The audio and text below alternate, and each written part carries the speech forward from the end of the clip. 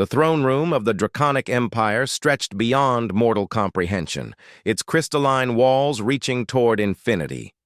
Emperor Zarthok, whose obsidian scales had witnessed the rise and fall of 1,000 civilizations, held the ancient seal in his talons.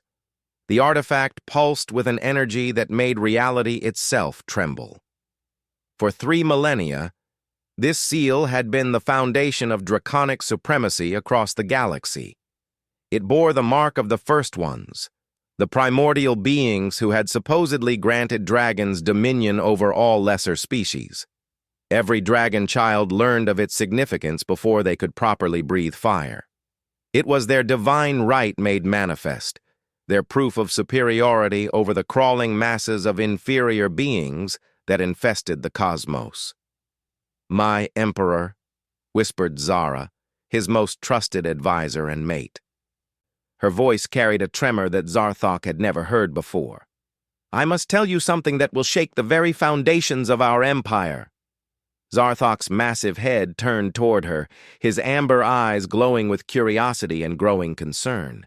Zara had been his companion for over 8 centuries. She had stood beside him through the great purge of the Centauri systems, the crushing of the Silicon Coalition, and the subjugation of countless worlds. Never had he seen fear in her emerald eyes.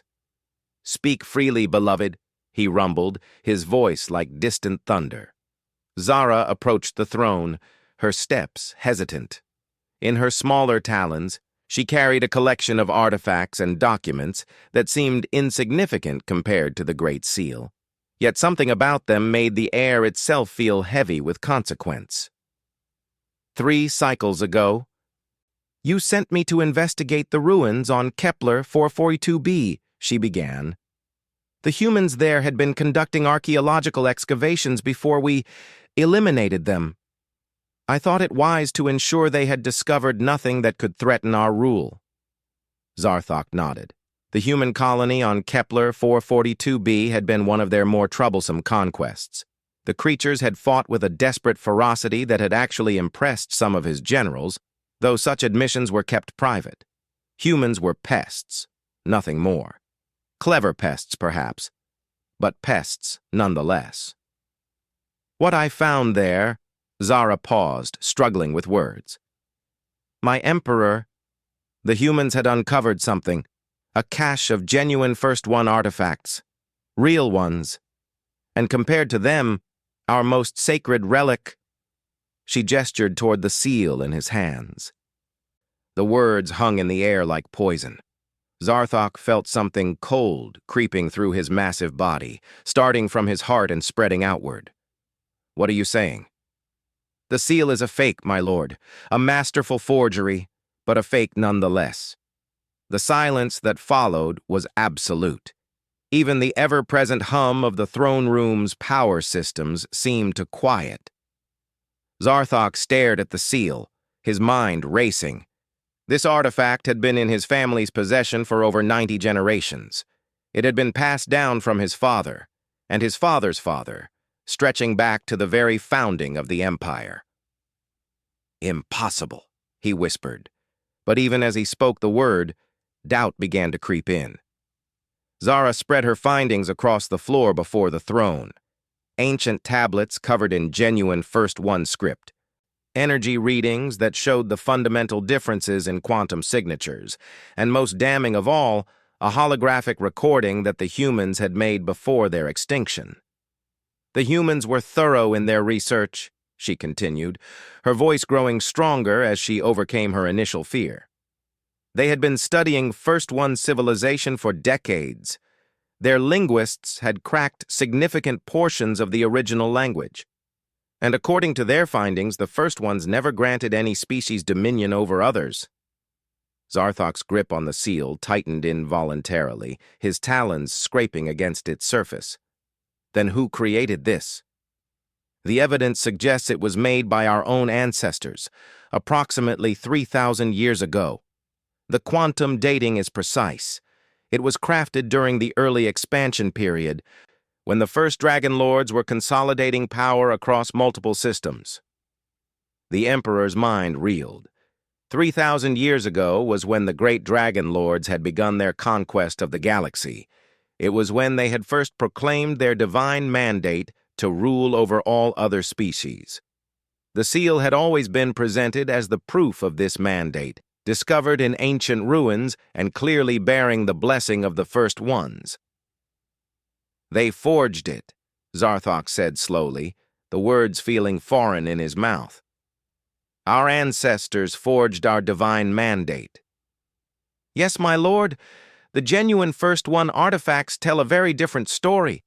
They speak of cooperation between species, of shared knowledge and mutual growth. They never mention dragons at all, let alone granting us any special status." Zarthok set the seal down on the arm of his throne and stared at it. For his entire life, this artifact had represented his birthright, his justification for ruling over hundreds of worlds and billions of beings. Every military campaign, every act of subjugation, every moment of casual cruelty toward lesser species had been justified by the divine mandate this seal represented, and it was all built on a lie. "The humans discovered this?" he asked. "Yes, my lord. Their final research notes indicate they were preparing to broadcast their findings to other human colonies before we arrived. They wanted to expose what they called the Great Deception of Draconic Supremacy." A new emotion began to burn in Zarthok's chest, something he had rarely experienced in his long life: doubt. Not just in the seal, but in everything it represented. If their divine mandate was false, then what were they? What was the empire built on nothing but lies and violence? "How many know of this?" he asked. "Only myself and two of my most trusted researchers. They await your judgment." Zarthok stood from his throne, his massive form casting shadows across the chamber. He began to pace, his claws clicking against the crystalline floor. The sound echoed through the vast space, a rhythmic reminder of his power. But power built on what foundation? "The humans," he said suddenly.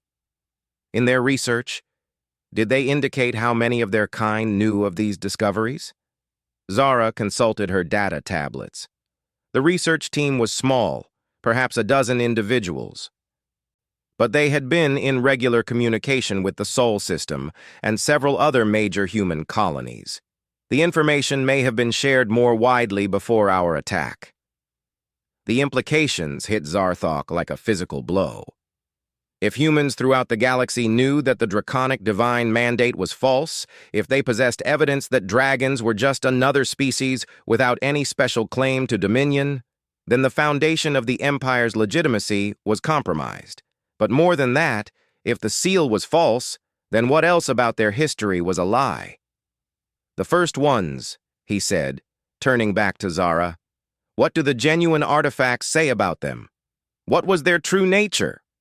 Zara activated a holographic display, showing images and translations from the human research. "They were ancient beyond imagining, my lord. A species that achieved such technological and philosophical advancement that they transcended physical existence entirely.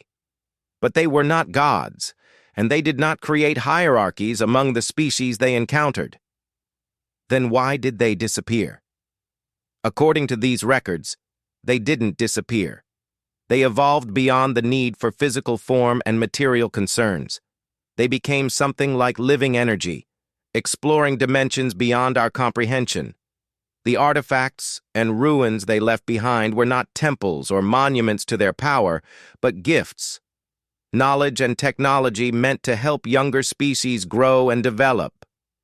Zarthok felt his worldview crumbling around him.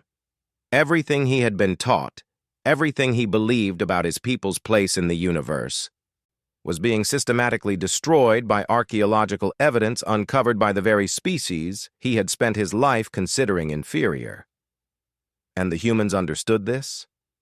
Better than we did, it seems. Their approach to First One sites was collaborative and scholarly. They shared their discoveries freely among their colonies, always seeking to learn and grow rather than to claim dominion. The irony was not lost on him.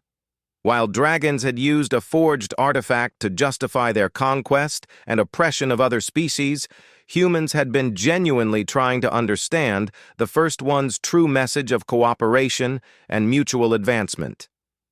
"My lord," Zara said softly, "there is more." Zarthok's heart sank. More? The genuine First One artifacts contain warnings. Specific warnings about species that choose the path of dominion and conquest over cooperation. They speak of great catastrophes that befall civilizations that build themselves on oppression of others. What kind of catastrophes? Zara's voice dropped to barely a whisper. The kind that have already begun, my lord. The human resistance movements across the galaxy, the increasing coordination between different species under our rule, the technological innovations that seem to come from nowhere but are remarkably effective against our forces. As if summoned by her words, an aide rushed into the throne room. The young dragon's scales were bright with panic, and he barely managed a proper bow before speaking. "My Emperor! Urgent reports from the outer systems!"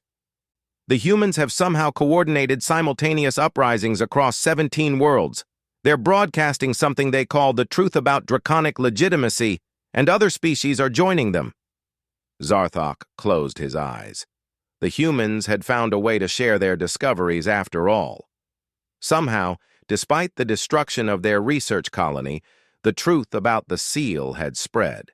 When he opened his eyes again, something fundamental had changed. The confidence that had sustained him for centuries was gone, replaced by a growing sense of uncertainty, and for the first time in his long life, genuine fear. Not fear of death or defeat, but fear of confronting the full scope of what his people had done based on a lie they had told themselves for 3,000 years. Looking down at the seal on his throne, Zarthok began to understand why his scales had begun to turn white. It wasn't just the shock of discovery. It was the beginning of a transformation that would either save his people or destroy them entirely. Emperor Zarthok stood before the massive holographic display that dominated his war room, watching the galaxy burn with rebellion. Red markers indicated uprisings on 43 worlds. Yellow markers showed systems where human broadcasts had reached the local populations, but violence had not yet erupted. Green markers, representing systems still firmly under draconic control, were becoming frighteningly rare. The transformation of his scales had accelerated over the past week. What had begun as a few white patches had spread like frost across his massive form. His generals attributed it to stress, but Zarthok knew better. The change ran deeper than anxiety or fatigue. Something fundamental about what it meant to be a dragon was shifting inside him. The humans call it the Great Revealing, reported General Mordak, his chief military advisor. The older dragon's scarred hide spoke of countless battles across the Empire's expansion. They're broadcasting constantly now, sharing their archaeological evidence and translations of genuine First One texts. Worse, they're providing technological assistance to other subjugated species. What kind of assistance? Zarthok asked, though he suspected he already knew. Weapons modifications that can penetrate our armor, shield generators that deflect our fire, communication networks we cannot intercept or jam. It's as if they've been preparing for this moment for decades. Zara entered the war room carrying another collection of captured human documents. Her own scales had begun showing patches of white as well, though she tried to hide them beneath ceremonial armor. They have been preparing, General, for much longer than decades. She activated a new display showing a timeline that stretched back over 2 centuries. Human archaeological expeditions to First One sites weren't random scientific curiosity, my lord. They were systematic. They've been visiting every known First One ruin in the galaxy, documenting everything, sharing their findings through hidden networks. Zarthok studied the timeline with growing amazement and horror. The humans had been building a comprehensive understanding of First One civilization, while dragons had been content to worship a single forged artifact. More than that, they had been preparing for the day when they would challenge draconic supremacy with evidence rather than just force. "Look at this," Zara continued, highlighting specific entries. "Coordinated research efforts involving hundreds of human colonies. Shared databases accessible to every human settlement in the galaxy. They weren't just studying the first ones to understand them. They were building a case against our entire justification for empire." "How long have they known the seal was fake?" Zarthok asked. "Based on these records, they suspected it for nearly a century. They confirmed it 40 years ago. They've been quietly sharing that knowledge ever since, building alliances with other species, preparing for this moment." General Mordak's expression grew darker. "You're saying the humans have been planning a galaxy-wide rebellion for 40 years? "Not just planning," Zara replied. "Training. Look at these technical specifications they've been distributing. They've reverse-engineered our technology and found ways to counter it. They've studied our military tactics and developed countermeasures. They've even learned our language and customs well enough to turn other species against us." A new aide rushed in, this one bearing news that made Zarthok's blood run cold. "My Emperor! The Klaxon Confederacy has officially renounced their submission to the Empire. They're broadcasting human evidence about the fake seal and declaring independence." The Klaxons were among the first species the dragons had conquered over 2,000 years ago. They were also one of the most technologically advanced, having been kept deliberately limited but still capable of maintaining much of the Empire's infrastructure. If the Klaxons were in open rebellion, other ancient subjects would soon follow. "And the Zephyrian Trade Guild has ceased all commerce with draconic worlds," the aide continued. "They're offering their services exclusively to human colonies and newly independent systems." Zarthok dismissed the aide and stared at the tactical display. The empire that had taken 3 millennia to build was crumbling in a matter of weeks. But what struck him most was not the speed of the collapse, but the coordination of it. This wasn't a spontaneous uprising born of sudden revelation. This was the execution of a plan that had been generations in the making. "Show me the broadcasts," he commanded. The holographic display shifted to show a human woman standing before what was clearly a First One artifact. She spoke calmly and clearly, her words being simultaneously translated into dozens of languages. But it wasn't just what she said that captured Zarthok's attention. It was how she said it. "People of the galaxy," the human began, "we stand at a crossroads between the lies of the past and the truth of our potential future. For 3,000 years, one species has claimed dominion over all others based on a fabricated divine mandate. Today, we offer proof that this claim is false, and more importantly, we offer evidence of what the First Ones truly intended for all of us." The human gestured to the artifacts around her, and the display showed detailed scans and translations. The First Ones left us gifts, not commandments. They wanted every species to grow, to learn, to reach their full potential through cooperation and mutual respect. They never intended for any single group to rule over others. What amazed Zarthok was the complete absence of hatred or desire for revenge in the woman's voice. She wasn't calling for the destruction of dragons or the violent overthrow of the Empire. She was simply presenting evidence and inviting others to consider what kind of galaxy they wanted to live in. "We invite all beings, including our former oppressors, to join us in building something better. A galaxy where every species contributes their unique gifts, where knowledge is shared freely, where no one claims dominion over others." The broadcast ended, but its impact continued to reverberate through the war room. Here was a human offering forgiveness and cooperation, even to the dragons who had spent 3 millennia conquering and oppressing her people. "They're not trying to replace our empire with their own," Zarthok said quietly. "They're trying to build something entirely different." General Mordak snorted. "Pretty words, but they're still in armed rebellion against us. Their weapons are killing our soldiers." Are they? Zarthok asked, studying the casualty reports more carefully. Look at these numbers, General. Human forces are targeting our weapons and equipment, not our personnel. Their casualties are minimal, but so are ours. They're trying to disable our ability to project force, not destroy us entirely. Zara pulled up additional tactical reports. The Emperor is correct. Human strategy appears focused on liberation rather than extermination. They're freeing worlds from our control, but they're offering our garrison forces safe passage to neutral territories. They're giving us a chance to surrender with dignity, Zarthok realized. They could have developed weapons specifically designed to kill dragons. Instead, they've created tools to neutralize our advantages while preserving our lives. The white patches on his scales seemed to pulse with this realization.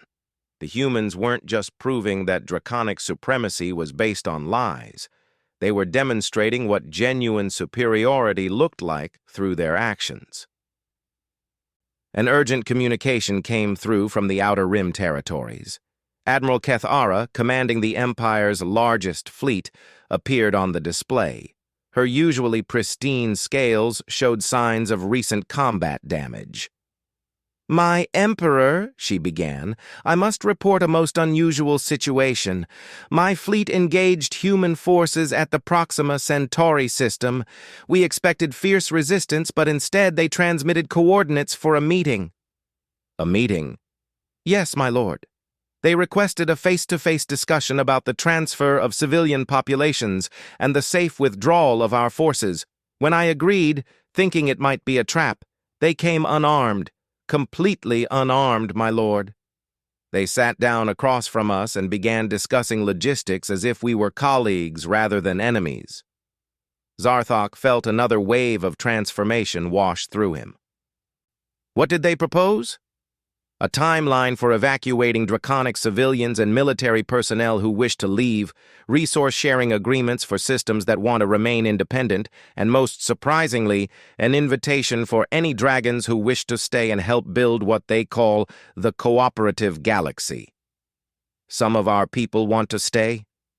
Admiral Kethara nodded reluctantly. "A significant number, particularly among the younger generation and the technical specialists.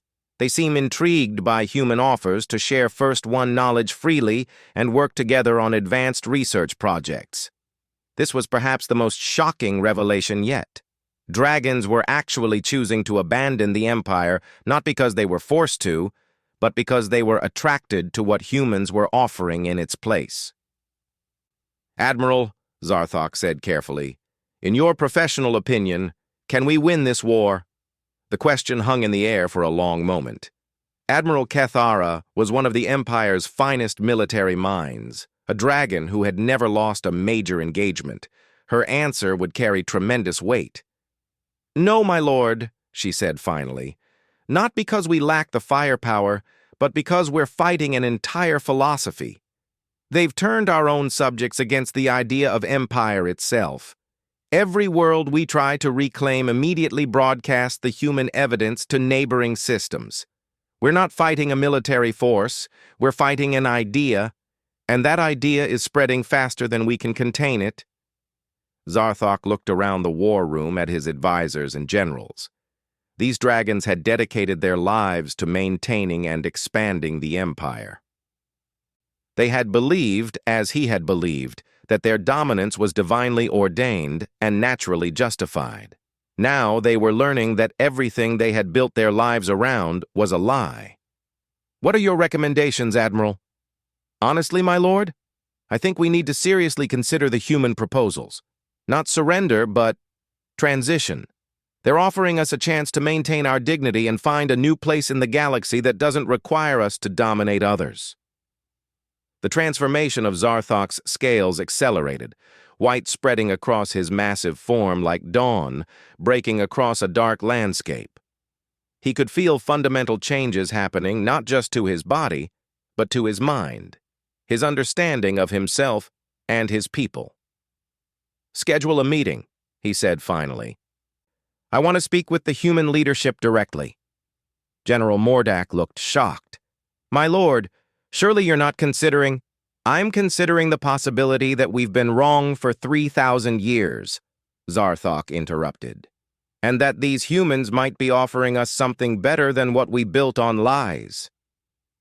As he spoke these words, the last of his black scales faded to brilliant white, completing a transformation that seemed to mark not just a change in appearance, but a fundamental shift in what it meant to be a dragon in a galaxy that was rapidly becoming something entirely new. The meeting took place on a neutral world that had been abandoned for centuries, its ancient First One structures serving as a symbolic backdrop for what many believed would be the end of the Draconic Empire. Zarthok stood in what had once been a vast amphitheater, his now completely white scales gleaming under the alien sun. Across from him stood 3 humans who represented not just their own species, but a growing coalition of liberated worlds. Dr. Elena Vasquez, the lead human negotiator, was the same woman whose broadcast had helped spark the galaxy-wide uprising. She was smaller than Zarthok's smallest Talon, yet she faced him without fear or hatred, only a calm determination that spoke of absolute confidence in her position. "Emperor Zarthok," she began, "we appreciate your willingness to meet with us. We know this cannot be easy." "Nothing about recent events has been easy," Zarthok replied, his voice carrying none of the imperious tone that had once commanded fleets. "I find myself questioning everything I believed about my people, about the galaxy, about the very nature of civilization itself." Dr. Vasquez nodded. "That questioning is the first step toward wisdom. The first ones understood this. Their greatest gift wasn't technology or knowledge, but the understanding that growth requires the willingness to be wrong and the courage to change." Behind her stood Dr. Chen Wei, a human archaeologist whose work had been instrumental in decoding First One texts, and Commander Sarah Torres, whose strategic brilliance had coordinated the liberation campaigns. But what struck Zarthok most was the presence of a fourth figure he hadn't expected, Kiranal, a young dragon who had once served in his court. "You're surprised to see me here, my emperor," Kiranal said, noting his reaction. "I was part of the first group of dragons to accept the human invitation to study genuine First One sites. What I learned there changed everything for me." "What did you learn?" Zarthok asked, though he suspected he already knew. "I learned that we had been living beneath our potential for 3 millennia, Kiranal replied. "The humans showed me First One archives that spoke of draconic capabilities we had never even imagined. According to their records, dragons were meant to be bridges between dimensions, capable of traversing space and time in ways that would make our current technology seem primitive." Dr. Chen stepped forward, activating a holographic display that showed complex mathematical formulas and energy patterns. The First Ones left very specific information about each species they encountered. They saw unique potential in every group, including dragons. But that potential can only be realized through cooperation, not domination. "What kind of potential?" Zarthok asked, finding himself genuinely curious rather than defensive. "Dimensional manipulation," Dr. Vasquez explained. "The ability to perceive and interact with multiple layers of reality simultaneously. Dragons have the neurological complexity and energy capacity to become living gateways between different planes of existence. But only if you develop those abilities through collaborative research rather than conquest." The implications were staggering. For 3,000 years, dragons had been using their natural gifts for war and oppression, never realizing that they were capable of something far more extraordinary. "And humans?" Zarthok asked. "What did the First One see in your species?" Commander Torres smiled. "Synthesis, the ability to take diverse knowledge and technologies and combine them in ways that create entirely new possibilities. We're natural connectors, able to facilitate cooperation between different species and help everyone reach their full potential." "Which is why," Dr. Vasquez continued, "we're not interested in replacing your empire with our own. We want to help build something where every species can contribute their unique gifts. Zarthok looked around the ancient amphitheater, imagining it filled with beings from across the galaxy, all working together toward common goals. It was a vision so different from anything he had ever contemplated that it seemed almost impossible. "What exactly are you proposing?" he asked. Dr. Chen activated another display, this one showing a complex organizational structure that spanned multiple star systems. "We call it the Galactic Cooperative, not a government in the traditional sense, but a voluntary association of worlds and species dedicated to mutual advancement. Each member world maintains its autonomy," Commander Torres explained, "but shares knowledge, resources, and expertise with all others. Decisions that affect multiple worlds are made by consensus among elected representatives from each species." "And dragons?" Zarthok asked. "What role would we play in this cooperative?" Kiranal stepped forward, her young voice filled with excitement. "We could be explorers of new dimensions, my Emperor. The humans have already identified several dimensional anomalies that require draconic abilities to investigate safely.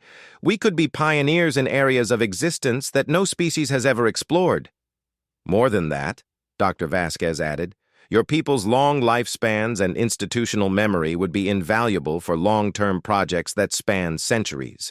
You could serve as continuity bridges, ensuring that important research and development continues across multiple human generations." Zarthok found himself imagining dragons working alongside humans and other species, not as rulers, but as partners in exploration and discovery. It was seductive in a way that conquest had never been, offering the possibility of achievements that would dwarf anything the Empire had accomplished. "But what about our military?" he asked. "What about our fleets and armies?"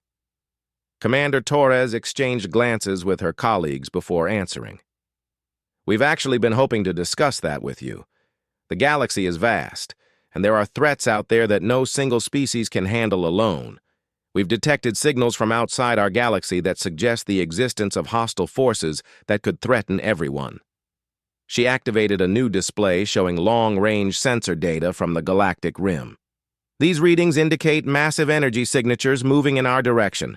We estimate they'll reach our galaxy in approximately 200 years. We're going to need every species working together to prepare for whatever that represents." "You're asking us to transform from conquerors to defenders?" "We're asking you to become partners," Dr. Vasquez corrected. "Your military expertise, combined with human innovation and the unique capabilities of other species, could create defensive capabilities that would be impossible for any group working alone." Zarthok felt the weight of the decision settling on his shoulders. He was being asked to abandon 3 millennia of draconic tradition and culture, to admit that everything his people had built was based on lies, and to trust former enemies with his species' future. But he was also being offered something remarkable, the chance to become what dragons were truly meant to be. "If I agree to this," he said slowly, "what guarantees do we have? How do we know that humans won't simply become the new rulers once we dismantle our empire?" "You don't," Dr. Vasquez said honestly.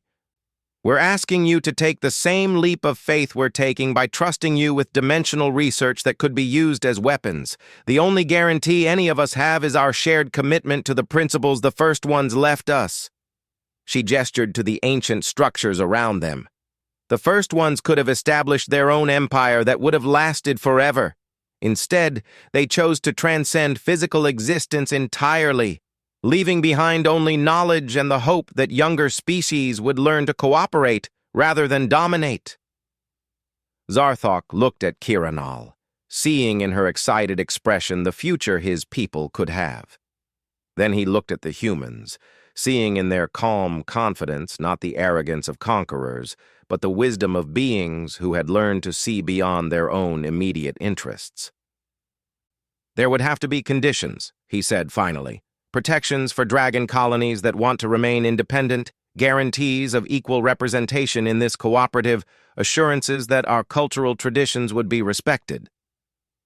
"All of that can be negotiated," Commander Torres replied. but there's one condition we need from you as well, which is complete transparency about draconic technology and military capabilities, Dr. Vasquez said. If we're going to face external threats together, we need to understand each other's strengths and weaknesses completely. It was perhaps the most difficult thing they could have asked for. Dragons had always guarded their technological secrets carefully, using that advantage to maintain superiority over other species. Sharing that knowledge would represent a fundamental shift in how his people related to the rest of the galaxy. But as Zarthok looked at his white scales, he realized that shift had already begun. The transformation wasn't just physical, it was spiritual, psychological, cultural. He was no longer the same dragon who had ruled an empire based on lies and oppression. "I will need to consult with my advisors and the great houses," he said. "But speaking personally, I believe this cooperative represents our best hope for a future worth having." Dr. Vasquez smiled, and for the first time, Zarthok saw in a human expression something he recognized as genuine friendship. "We were hoping you would say that, because we've already begun preparing for your people's integration into the cooperative. We have research projects waiting that specifically require draconic abilities." As they began discussing the practical details of dismantling an empire and building something entirely new, Zarthok felt a sense of anticipation that he hadn't experienced in centuries.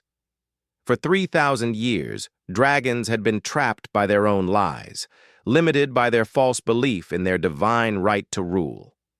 Now, for the first time, they had the opportunity to discover what they were truly capable of becoming. The ancient amphitheater filled with the sound of different species planning a shared future, and Zarthok realized that his white scales weren't a sign of weakness or defeat. They were a mark of transformation, of a dragon who had chosen growth over stagnation, cooperation over domination, truth over comfortable lies. In the distance, the first ships of the new galactic cooperative were already beginning their journey to the stars, carrying crews of mixed species toward discoveries that no single group could have achieved alone. And at their head, gleaming white against the cosmos, flew the ships of dragons who had chosen to become something better than conquerors. They had chosen to become explorers of infinity itself.